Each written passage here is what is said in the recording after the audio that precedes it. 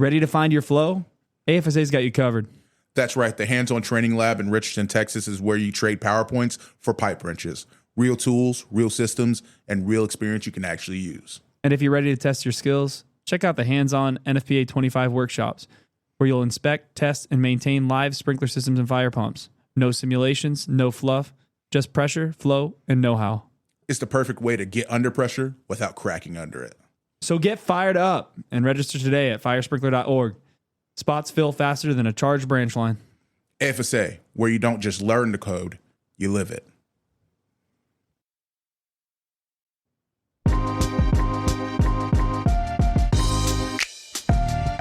Welcome to the K-Factor podcast, where we turn up the heat on all things fire protection.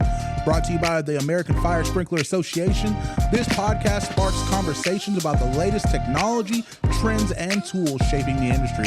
Join the AFSA tech team as we fan the flames of innovation in fire safety.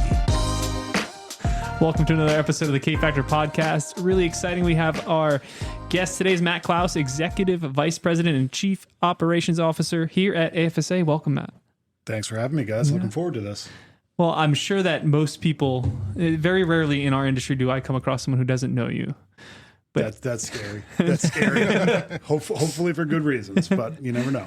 In that rare event that some of our listeners don't know you, could you let us know what you've done and what you've done in the fire protection industry? And, yeah, cool. Yeah. So I have a background as an engineer. I went to Worcester Polytech, did some civil engineering, stayed for fire protection engineering, went out, got my MBA, worked in consulting for Schirmer Engineering that was acquired by Aon. So I did some system design, sprinkler system, fire alarm, just building commissioning, did a bunch of stuff like that. We were acquired by Aon, so I got into some risk management stuff with Aon, which was really cool.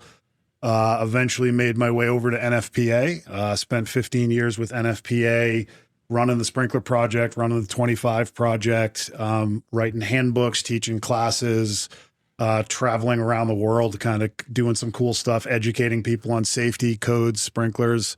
Worked for NFPA Global Solutions for a year, and here I am now working with all you guys, and it's been a fun 4 months. So awesome. So you've got to do a lot of some international work.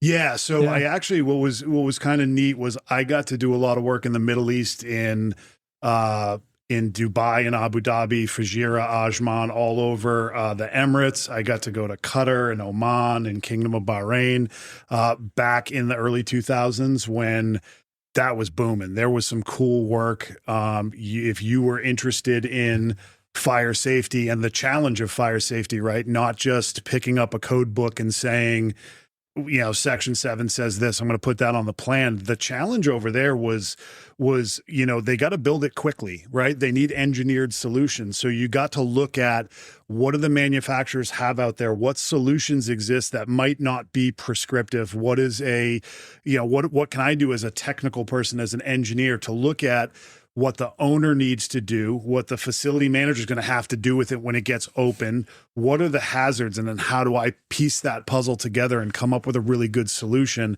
It was a cool time to be over there when things were kind of going crazy. It was fun. Was there a lot of similarities between what we do here and over there, or is it more different? It's different. The pace is definitely, back then, the pace was definitely different. It was also a little bit of Wild West. I remember doing a code. I live in Boston. I'm working as an engineer in Boston using the Ontario, Canada building code for a project in Dubai. It was one of those things. We had an architect from Canada. We were the engineering firm. It was kind of like a little hodgepodgey, but they needed it like tomorrow, right? Give me a 100-story building in a year. So you had to, as an engineer, and we had a great team. The people I work with, we had some great senior people that had been over there. We knew the pace. We knew some of the challenges. So from that standpoint, it wasn't the prescriptive thing. It was very performance, feed the client what they need, get the building built, keep people happy because the money was coming in, right? Where over here, it's a lot of, we got to go meet 90-day plan review and we got to wait for the comments. We got another 90 days. Things were slower, a lot of red tape. Over there, it was, you can have any other engineer. You don't have to go through the city, have another licensed engineer review your plans and approve them. We can get this thing moving, which was different but exciting. You know, I was young back then, so I could handle that pace. I don't think I could do it now, but it was amazing the pace at which they were trying to grow and the cool projects. Like they would never kind of like let your imagination. They would allow your imagination to kind of be the key to the project to say, how can we handle this? What can we do? Don't pick up the book, use your brain. And I liked that as an engineer. That was a great challenge. And it was exciting.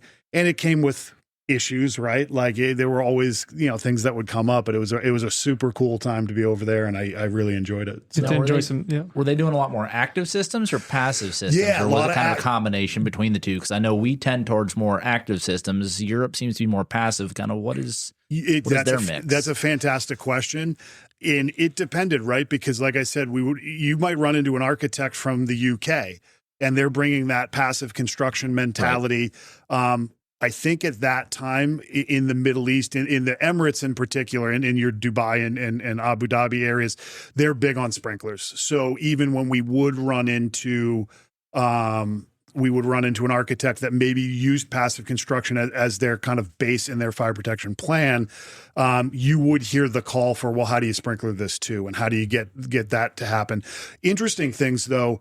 No underground water. There's no pipes around there. So it's all tank and pump, right? So that was fun. We did some cool standpipe projects and you look at the buildings over there, like 100 stories is like, oh yeah, that's a nice little building, right? Like, oh, that's cute. Are you going to do another one?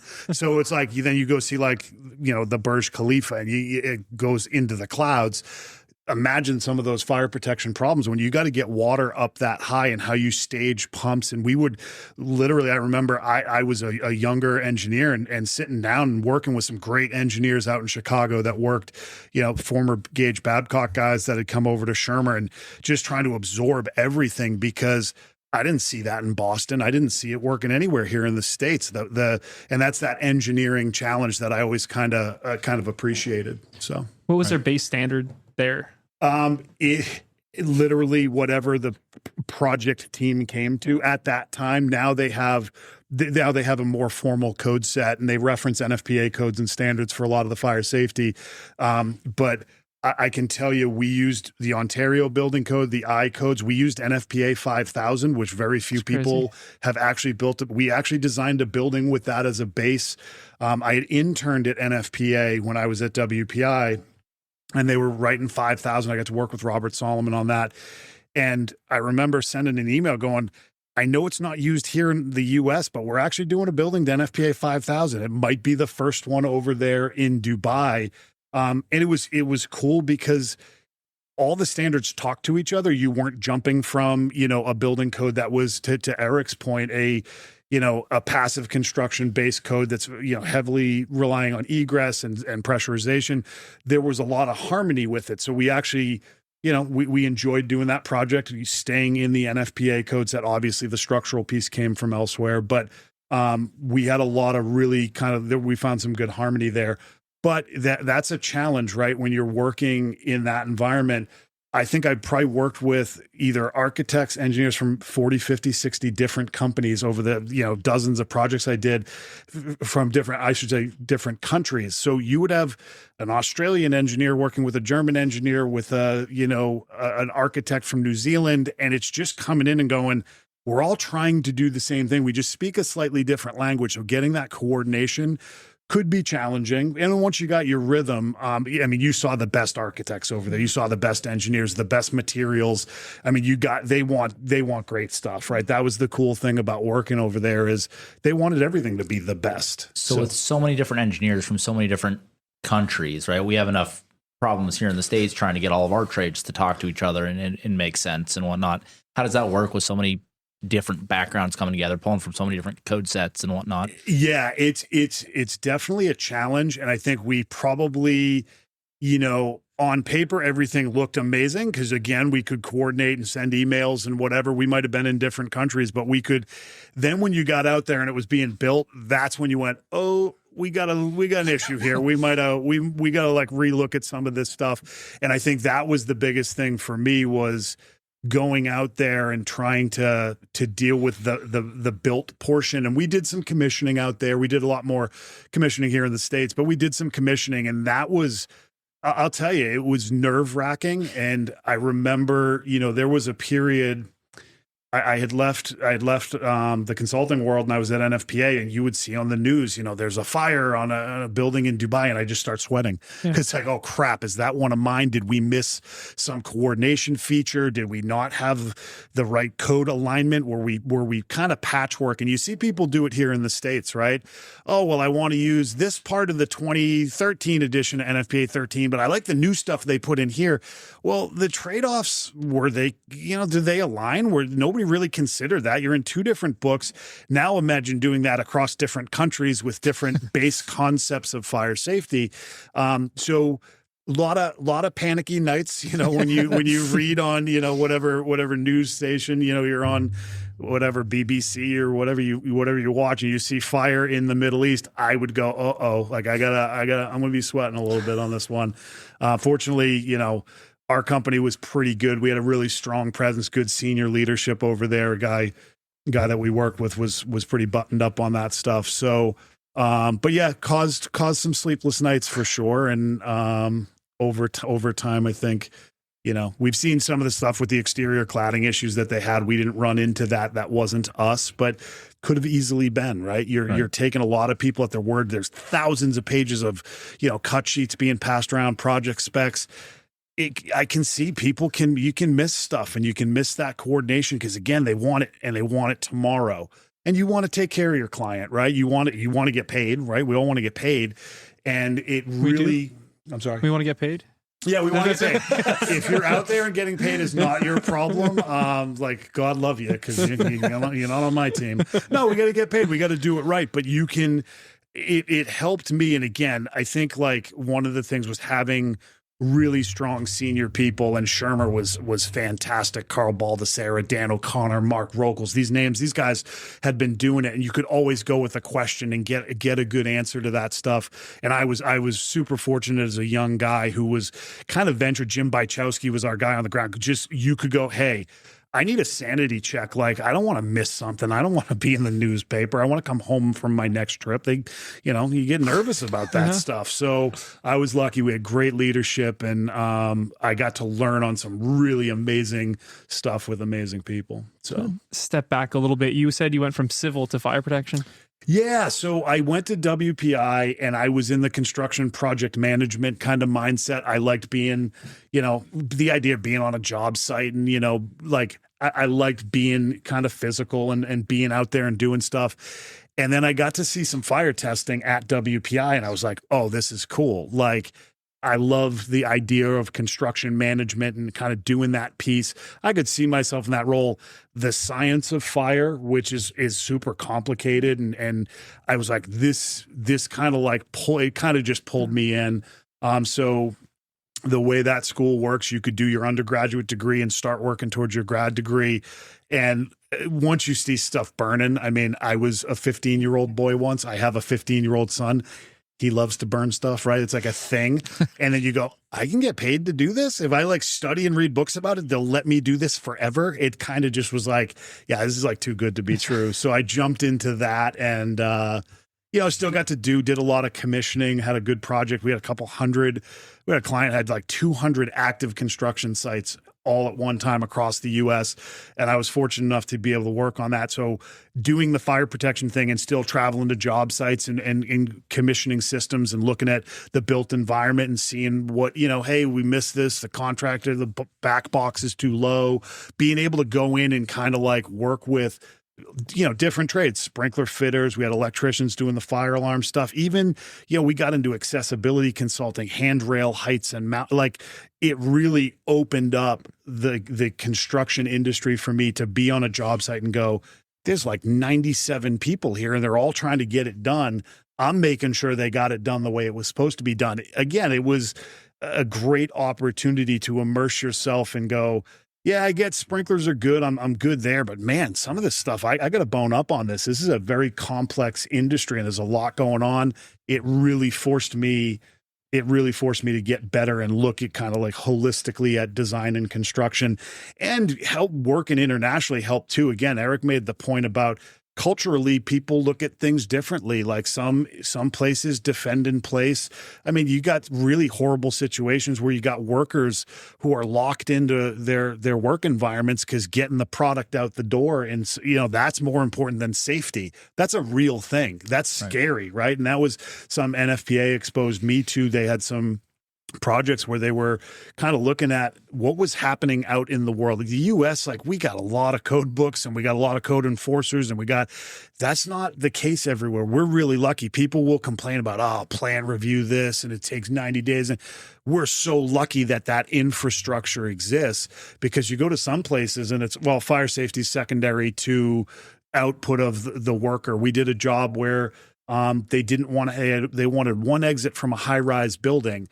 And I said, well, you can't do that. You got to have multiple exits. We got to get people out. They said, we're more worried about people getting in and stealing shampoo and linens. It was a hotel. They were more worried about people getting into the building. And I'm like, whoa, we don't really worry about that so much, right? We got door locking arrangement requirements in 101. We got all this stuff. And just to see culturally what people, we've been past some of this for decades, and some of it wasn't a safety problem. It was a socioeconomic problem that we probably take for granted. So I've been super blessed to be able to go out and learn this stuff and see this stuff. I feel like I'm talking really fast and a lot, so slow me down if I am. No, I'm actually going to warn that very rarely do I get to speak to a fellow New Englander, so the speed's perfect for me. Nice, nice. That has been an adjustment in Dallas. I was on a call with somebody, and I talk a lot and I talk fast. I got a lot to say, and the person kept smiling. I'm like, am I going too quick?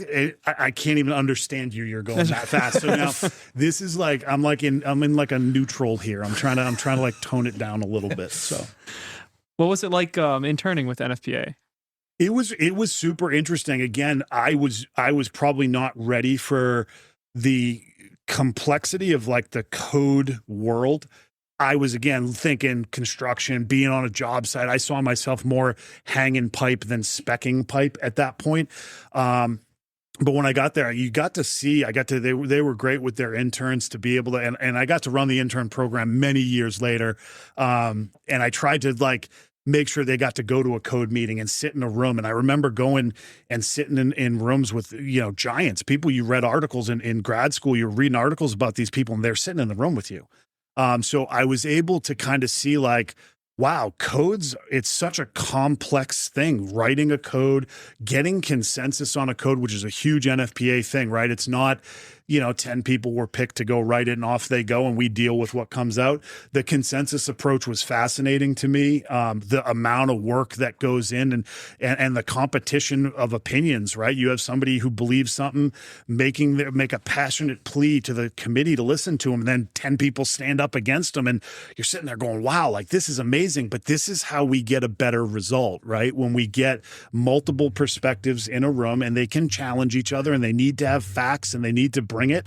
They bring it, man. It's fun. And you guys get to live that now. I know a bunch of our AFSA people sit on these committees, and it's a awesome responsibility, because I think people lose sight of it's your grandma that's in that room who knows nothing about fire protection, but she's living with the decisions that we're arguing about, right? You're in a movie theater and you're thinking about exits, and you're thinking about, we're making decisions for the 99% of people in the world who don't know that their environment, where the hazards are, what they should be worried about. It's a great responsibility, and it's really cool, I think, to watch the professionals that we deal with. And I see, you guys get to do it, and other people on our team here taking it so seriously. I love being able to see how that all unfolds. It's really cool. Well, and I think one of the most eye-opening things to me was, when prior to getting involved here with the codes and standards process, I guess I didn't really consider what that process looked like and the amount of debate that went into it. So it was really eye-opening when I was sitting in my first committee meeting, right? And we spent, I think it was almost 2 hours debating 2 or 3 words in a sentence. And I was just like, oh my goodness, I didn't realize the level of detail that it goes into to develop this. So like when I used to sit there and be like, I don't know why they made this decision. This is crazy. Like, how did this ever make it in there? But then you sit down and you're in these meetings and we're having these really in-depth discussions over a comma. Right. A comma. Is this an and or an or? Well, I don't know. Is it? And you got one brilliant, person over here fighting for this, and it's like a ping pong match. You're going, well, I can see both sides of it. We really got to dig into it. Yeah, it's cool. Right. And then what is the intent? How could this be interpreted? Is that the intent for it to be interpreted that way? Are we okay with that? And then it's big names that are having these coming up through the industry. I've read this person's name in a book for the last 10 years. And these people are arguing over a comma. Yeah. Well, and then when you see the titans of the industry going head to head, you're just trying to keep up with the discussion. And it's just ping ponging back and forth. It was fascinating. But I'd love to have an argument with somebody about NFPA 1. This is the thing I'm saying all week. I have an issue. I'd love to have an electrical smoker on my apartment patio. There you go. But I know I can't. And you can't. Yeah, the fire code's a whole, and that's a whole different animal with a whole different set of people. But the interesting thing about it, Nate, and you make a good point, is there's ways for people. The person like you who I understand the hazard. I understand the construction materials on my patio. I understand you probably have a level of understanding that, yeah, you might be the one guy that could do it, and you're not going to burn the building down. 99% of the people aren't you, right? And they're lighting stuff up and they're leaving it for hours, and you would be amazed the common sense stuff that we go, well, of course you wouldn't do that, right? And most people actually do that because they're not worried about that. They're worried about all the other stuff. So we'll get you set up in the code making process. You can put a PI in. You can go get a local amendment. That's the other cool thing. I got to travel around the U.S. and I live in New England where we don't worry about seismic activity, but I'd have to go teach a class in California. And it's whoa, their concerns are very different and their level of expertise. I'm worried about snow loads and freezing pipes. They're worried about seismic activity. And they're going, what do you mean freezing what? Sprinklers freeze? Is that a thing? I'm like, oh, San Diego, God love you. You don't have my problem, right? So but there's an interesting thing about when you're writing a national code that there's a local piece to it that maybe in certain locations, Nate's apartment balcony, there's we can make an amendment because he's not going to burn the building down. Our brother just want to make some brisket. He wants some ribs. He wants some ribs. We gotta make sure he's got some food, guys. He's wasting away. Wait a minute. I don't think we got that problem, Nate. But when you're making ribs, I'm coming. So just you got a brisket going. I'm always there. We're gonna make this work. Josh, only seismic activity in Boston is the Patriots Super Bowl parades. That's it. That's it. There were a ton of them too. They probably thought there were a ton of issues up there. Yeah, we were just winning stuff. That was awesome too. When I was traveling for work, just who'd we beat in the Super Bowl last year? That's where I'm going. Oh, good. I got some fodder. And then all of a sudden, Tom Brady leaves. I'm like, no, it's cool. We're not going to Tampa. We don't have to talk about football anymore. We're good. That's over. So when you were doing some of your international work, you said there was a concern right when a fire would pop up and kind of sleepless nights. What keeps you awake at night, or at least concerns you where we're at and where we're headed? Yeah, I mean, I think it's a great question. There's, I think one of the things that you see in our industry, and I'll say sprinklers dealing with the water flows through a pipe the same way it always has, all that stuff. We got that nailed down. The hazard itself changes. And we've seen a crazy change in the way automated storage retrieval systems. Yeah, that was a thing 10, 12 years ago, but now it's ubiquitous. Everybody's got pickers, everybody's got robots doing it, and the ability to go test those things. NFPA had some great folks in the Research Foundation. If we could give them 50 million, they'd fit. It costs so much money to test this, and you might get a solution for one arrangement, but does it work for every arrangement of ASRS that's out there? Probably not. And who's going to take that risk to say, well, this test had the following features and it's close? There's leaps that have to be made. So I worry a lot about the speed at which the hazard changes and the ability to fund research to come up with the solution, right? I think we're in a great industry because I do think, lithium-ion batteries have maybe challenged my next statement, but I think, getting water on a fire quickly and at the right density is a great approach to a lot of the stuff that's out there. But trying to codify a solution over a few tests that we could afford to do, and trying to make the leap that, well, one company paid for it and it's good for their buildings, but that research isn't shared with everybody. And not everybody can make the leap that whatever density or whatever the thing you're talking about will work elsewhere and can make it into a national code. I think that's kind of a challenge that we have, is keeping up with the change in hazard, dealing with the one-offs of a certain hazard. Well, it's packaged slightly differently, so all those tests are moot. We need $10 million to go test it again. That's a challenge, because I get it. You need to have the data. You want to see that it worked. We've seen over the years making a leap on, this is not so much, right? Like, we got to be careful about making those leaps, because people, again, that's somebody's working in that building, sleeping in that building. We're responsible for that. And it's, again, a great responsibility.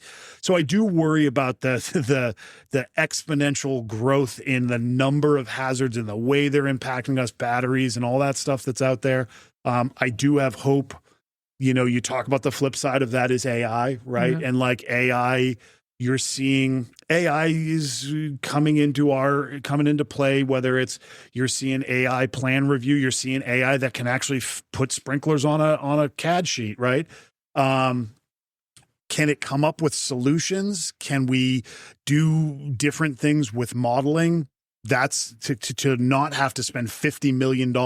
We do a couple, and then we're able to go model something with supercomputers and all that technology. I'm hoping, kind of as the hazards get crazy, which we've seen, that we can use the tools and quantum computing and AI and all those things that are being developed to get a better understanding. Again, we're all doing this to keep people safe, right? Like, that's the whole thing. I think most of us get into this going, I need a job where I can earn a living, take care of my family, but at the same time, I want to feel like I'm doing something good. And I genuinely believe, and I'm the guy walking through the airport with his head up, looking at the ceiling the whole time and looking around. And wherever I am, I'm looking at hazards, and I'm also looking at everyone else ignoring them. Mm-hmm. And it's like, that's why I do this, right? That's why we all do this, is because they got other problems. They got other worries to have, right? We're going to take one worry out of their brain. We're going to do it really, really well so that people can be safe in public and feel good about where they're at. So do you think, just kind of piecing things together, I got to do a little bit of work with some engineers in Australia and Brazil. But Australia was interesting because it went very performance-based design. This wasn't an office building, right? This was individual hazards. And do you think that we're stateside going to have to take more of that approach? I think you're seeing that. I have, a little bit of exposure working for a codes and standards company, that it's the pace at which you can modify a code and do this prescriptive approach works for everybody, and then 6 weeks later a new hazard is out, or a new packaging is out, or a new retrieval system is out. I think you're seeing more of that one-off stuff happening, and it's definitely a challenge. And we, talking to people when I was at NFPA, it's a challenge that is, how do you get the information processed rapidly enough that you can implement it? It can be, starting to be used in cities and states. And, I'm always hesitant to say adoption or usage and incorporation by reference. There's a million ways codes and standards get implemented, but 3-year code cycles, some of that stuff, it was great the day we looked at it, but it's been replaced. I mean, we had a guy on our team at NFPA who did a lot of battery work, and he's like, oh yeah, by 2028, we're going to be looking at a whole different battery technology. We're spending $100 million on this, and we're going to get good answers, and it's going to be useful, and it's going to be good, and it's all we can do right now. But we know the battery manufacturers are looking at 10 different ways to make a battery smaller and more compact and more, there's, so that ever-changing environment, I think, is going to lead to a lot of the one-off stuff. I think the fear in some of that, and we've seen a little of it, is the people who can afford to do the testing and pay for the testing and help themselves, they're going to be okay. It's the people that can't go, oh, well, this is what mine looks like, $10 million to test it. I don't have that, right? How do I take what's been done and bring that to my world. And that's the trick. So I do think the one-off thing is becoming more and more common, where I think 15 years ago, you could pick up NFPA 13 and most buildings, you could go through it, find the right thing, and off you go. It's a challenge for sure. Very short. A really interesting challenge there too. Not only are we struggling to get the information in to try to build a prescriptive means to do it in the confines of our current code update cycle, but then we've got the whole other challenge of trying to get those adopted locally into what's actually being used. So we'll make the changes to the latest and greatest cycle, but that's not what's being applied out in the world. And so by the time they get even that information caught up, we're into a whole new set of challenges that we're still trying to address. So that's really interesting. The pace of technology and the pace of change, I think that's going to be one of our bigger challenges to overcome as well. The whole AI thing. Yeah. The pace of people. No, and it's so true. And again, I watched some amazing people I worked with in NFPA. They're all, hey, we'll train your people on the new code. We'll teach it to you. Well, we don't have the budget and we don't have the bodies, and the guy that's doing this now, he was on a truck for 20 years. He's just learned the 2013. We're not throwing 2019 at him. We're not throwing 2025 at the problem. There's just a myriad of problems, and there's great folks out there trying to close those gaps. And I do think the AI piece, right, is something that gives me a little bit of hope for a more rapid implementation by jurisdictions of codes, because you go through and see. I remember one year I was doing 13. We had like 1,200 PIs, and like 800 sections got changed. I always joke, did we do anything right the year before? Because how do you change 800 sections in one code in a 3-year window? Kevin Hall. There you go. Kevin's in there. He's got the answer. Appreciate Kevin. But the reality is things do change that much. And I mean, we would see projects come through. We would get what we do here, tech reviews, and a member asks a question, and you're like, oh, you're using a standard that's 9 years old. Yeah, that's what our jurisdiction uses, and they're not updating it. And it's like, well, the answer's in the new book. We're not allowed to use it. And then you get into that picky choosy thing. Can I use it? If I do, I've got to do the whole code, and then I got to pay for a independent review from an engineer. I think AI can help us with plan development, plan review. I hope, the trick for some fire departments and plan reviewers out there is they don't have the resources to, come up with their own AI software in-house to handle local, but maybe we can get there and make their jobs a little bit easier so that the front end of it, getting the codes used more quickly and reducing that lag of it took 3 years to build it, 5 years to implement it, and the day we start using it, the information is 8 years old. Can we close that down to a year or two? Like, how do we get there? And I know people are working on it, and we'll get there. I believe that. This is the good thing about this industry is you can look. I did a presentation 10 years ago looking at what storage meant to people in the 60s, the 80s, the 2000s, and in 2020. Our industry, every time the hazard changed, and they used to joke, well, what's considered high pile storage? Who's your tallest guy? Nate's 6'7" and his arms are another that's high pile storage. How high can Nate put a box on top of the other one? That was high pile storage 50, 60, 70 years ago. We've dealt with those challenges. This industry has responded. Credit to our manufacturers that are out there. They have their finger on the pulse of what their clients need, what the manufacturing community, what residential, whatever it is, they know, and they're in it, and they're going to help us find solutions. And there's some great R&D going on out there. A ton of credit to the folks that sit on our MS council here at AFSA. Got to talk to some of them a couple weeks ago, and just without them divulging anything, like just interested to hear where their research is and what they're looking at. They're tackling these challenges. A new one's going to be here the next morning, but they're doing a great job of keeping us moving. So you got to switch gears on you. You've managed a couple of teams of technical people. Yeah. And we know that our industry is full of very intelligent, strong personalities. How are you able to manage that, and what have you learned working with technically minded? Yeah, I mean, the good thing about technical people is they're never wrong ever. So when you get 50 people who have never been wrong in a room, managed by me who's never been wrong, I mean, it's a recipe for success. No, I think one of the things is like super like honest conversation. I had a team that I worked with at NFPA that we grew over the years. Everybody was amazing at different things. And it's looking at people's strengths and looking at where they get their energy. And I think like that's a huge part of it. There's shit we got. Can we swear on this? Sure. All right. There's shit. I'm like sweating because I haven't sworn in like 29 minutes, which might be a record going back to like fourth grade for me, third grade. But I do think there's shit we got to do, right? You got to write the blog you don't want to write. You got to do somebody's got a tech review question. Oh God, I don't want to do this pump question. There's stuff you got to do, but then finding the things that people enjoy and give them energy, and they're going to dig a little deeper, and they're going to help us as an organization. They're going to help us as an industry when they can overlap that skill and that kind of thing that drives them. When those two things can overlap, we're going to get really good answers. Sometimes we don't get to do what we want to do, right? And you gotta just suck it up and get through it. If you don't have a carrot for the person, those days are long and they're tough. So I think managing technical people, you got to get your hands dirty a little bit. I think time management is a big deal. I think, we used to have to tell, like, you got people that will spend 90 hours on a 2-hour task if you let them, right? So defining the shape of it. Hey, the perfect blog exists.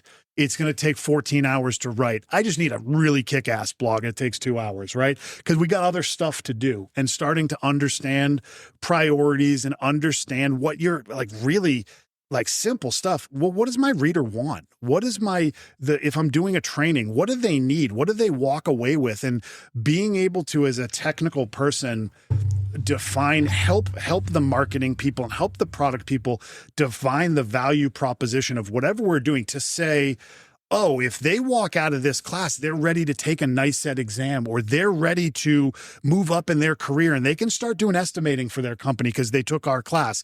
If you're just teaching a class that has topics in it, oh, that's really interesting. I know something, and they don't know what to do with it and how it helps them grow. I think technical people are really good at dissecting that and saying, here's where this can take you. Here's how this can help. They don't define the product itself. They don't do the marketing, but we used to do things like, we considered ourselves on one of our tech services team to be an internal consultant. We know all the stuff. We know the players. We know what they do. We know how they do it. We know why they do it. We can share and paint that landscape of a topic, of an industry, of a product, and let everybody else kind of glom onto that. And then we can be super successful. I think one thing is technical people want to do everything. I was talking at our meeting in Utah. Somebody had the analogy once, like, Matt, you're Mick Jagger. Go up on the stage and sing the song. Don't design the concert poster and t-shirt. Don't sell the tickets. You're not valeting cars. You're not doing the mic check. You go sing the song. That's what you're good at. I would want to, I know how we market this. I know how we should do this. And the cover of the book should look like this. I'm guilty of it because I thought, as I got older and more mature and like could be more self-reflective, go do the thing you're good at and tee people up to do the thing they're good at. Technical people, you don't know all of it. We want to say that we do. We can't do everybody's job better than them. Just be a little bit realistic. And I think the end product is better. And I was guilty of it. And I think I got better. If you've worked for me, you can argue. There might be a comment section. You can argue that point, but I tried like hell. So something just to kind of tie into that a little bit that I've always appreciated working with you as I have is your ability to not only be a subject matter expert, but also, this like the COO stuff, right? That's got to be a hard balance, being a technical minded person. It is. And it is letting go a lot of the, if you want to lead, you can't do all the minutia. You've got to be able to step back. And again, I hope I'm doing okay. You guys can tell me, anybody who knows me, but like, you're doing the best you can. Again, doing my MBA was super helpful because it took a technical minded person. I was the only person. I went to University of Massachusetts, Eisenberg School of Business. I was the only technical person. I'm working with people, they're working for, General Electric and Procter and Gamble. And we had some medical people from Mass General. And I'm sitting there, I'm in the weeds, and they're like, yo, back up. What are you doing? And it really helped me to realize the scope of something and being able to look at it a little bit differently. Definitely a challenge. But it also plays in some, like, if you're technical and you are linear thinking, or organization skills and structure and workflow and process. And like, I love seeing a good racing model these days. Who is doing this? Why are they doing it? You don't need to be responsible. You just need to hear about it and you're going to be okay and move on. I've learned that there is like some technicalness to that I think you can nerd out on a little bit.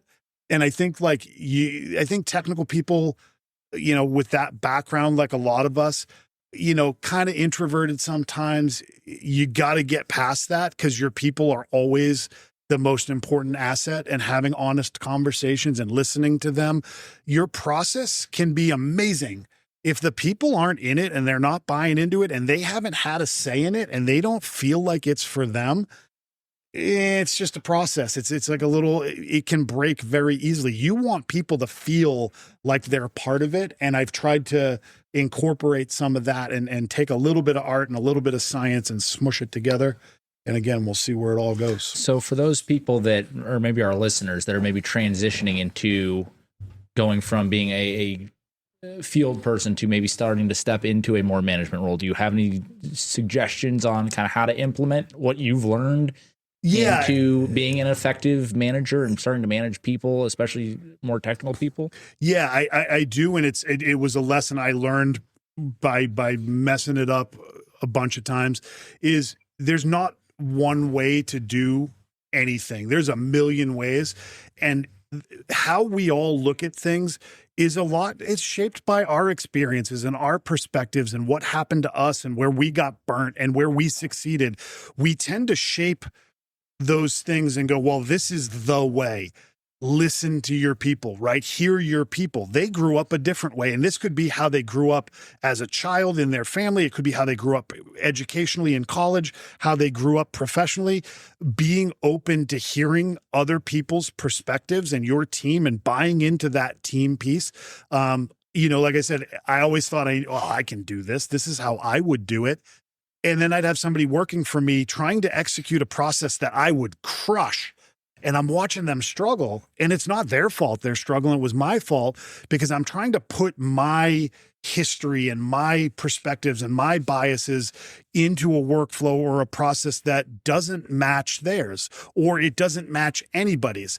You can't have 72 different processes for 72 people, but being able to kind of like aggregate thoughts and you know, do a little bit of brainstorming. I was super lucky.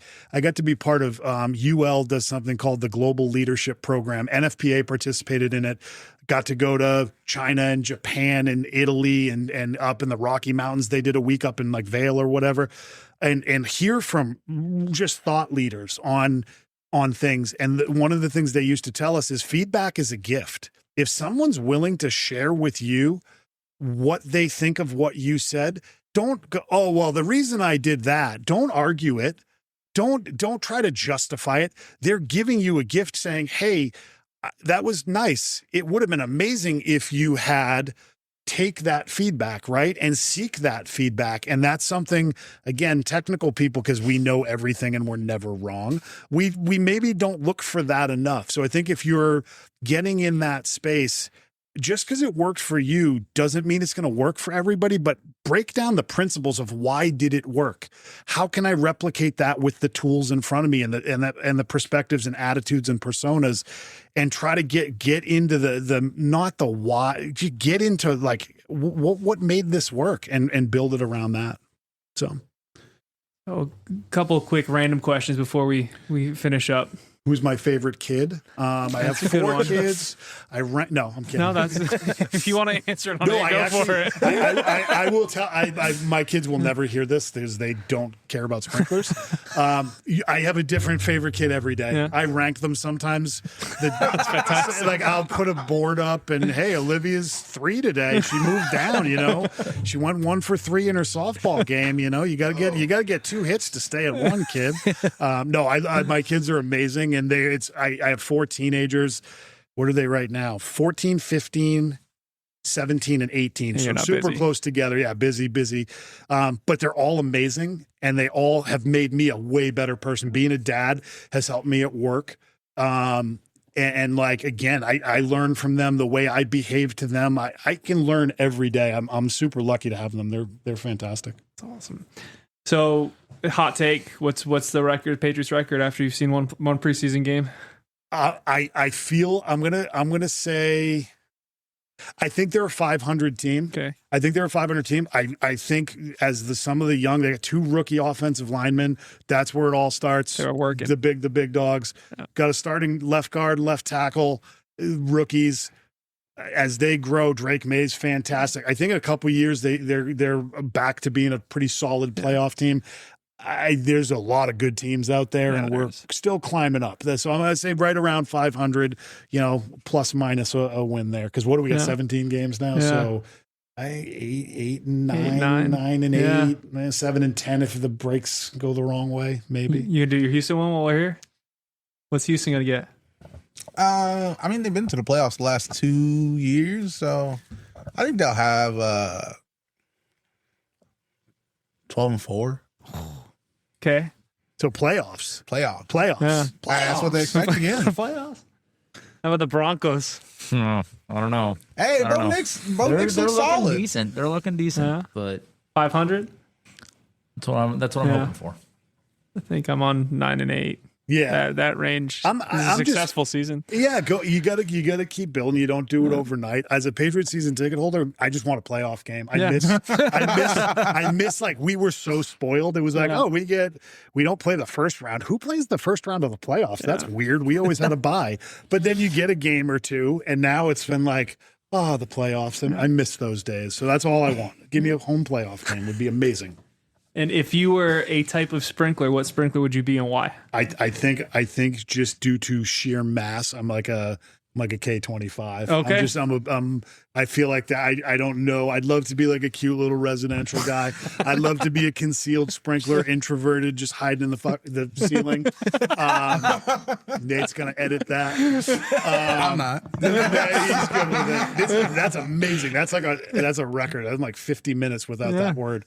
No, I'm definitely like K25 storage, big boss. Yeah. I think that's just the vibe I have. Fantastic. So, yeah. Well, I appreciate you being on, and I'm sure there will be many more of these to come. So thank you. Awesome. Appreciate you guys. This is great. This is a great thing for the listeners out there to get you guys and get different people in this seat and hear different perspectives. That's like a huge thing, right? Is we don't know it all. The more you can hear, filter it, and make it your own is cool. So you guys are doing a service to the industry. So thank you. No, I appreciate it. This has been the K Factor Podcast. If you enjoyed the show, don't forget to like, subscribe, and share wherever you tune in to podcasts. Or head over to our website for more. Reach out to us anytime at technical@firesprinkler.org. Stay safe and always learn as we keep the fire protection conversation going.